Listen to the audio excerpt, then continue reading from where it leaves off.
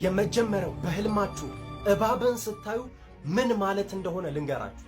በህልማችሁ እባብን ብዙ ጊዜ የምታዩ ከሆነ እባብ ሲያሳድዳችሁ የምታዩ ከሆነ እባብ ሊነድፋችሁ ሲሯሯጥ የምታዩ ከሆነ ያ ዊች ክራፍት ነው። እናንተ ላይ ተንኮል ያሰበ ሰው አለ ማለት ነው። ጥሩ መስሎ አካሄዱን አሳምሮ እናንተን ሊያጠቃ የፈለገ ሰው አለ። መጽሐፍ ቅዱስ ሲናገር ስለ እባብ እንደዚህ ነው የሚለው። ዘፍጥረት ምዕራፍ 3 ቁጥር 1 ላይ ሲናገር እንደዚህ ይላል፣ እባብ ይላል እግዚአብሔር አምላክ ከፈጠረው ከምድር አውሬ ሁሉ ይልቅ ተንኮለኛ ነበር ይላል። ተንኮለኛ ነበር ይላል። ስለዚህ እናንተ ላይ ተንኮል እያሰበ ያለ ሰው አለ ማለት ነው።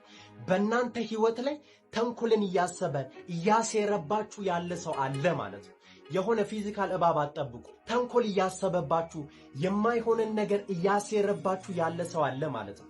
ስለዚህ አጥብቃችሁ ልትጸልዩ ይገባል። እናንተን አታክ ማድረግ የሚፈልግ ፐርሰን አለ ማለት ነው። ወይንም ስፒሪቹዋል አታክ ተከፍቶባችኋል እያለ ነው መንፈስ አለ። መንፈሳዊ ጥቃት በእናንተ ላይ ተከፍቷል ማለት ነው። መንፈሳዊ የሆነ ጥቃት እናንተ ላይ እየተላከ ነው እያላችሁ ነው መንፈስ አለ።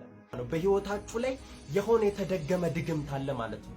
እናንተን ሊያጠቃ የፈለገ ፐርሰን አለ ማለት ነው። ያንን ነው የሚያመለክተው እባብን ስታዩ ማለት ነው። ሲምቦሉ ያ ነው ማለት ነው። ያ ምልክቱ ነው። ሁለተኛው በህልማችሁ ውሻ ሲነክሳችሁ የምታዩ ከሆነ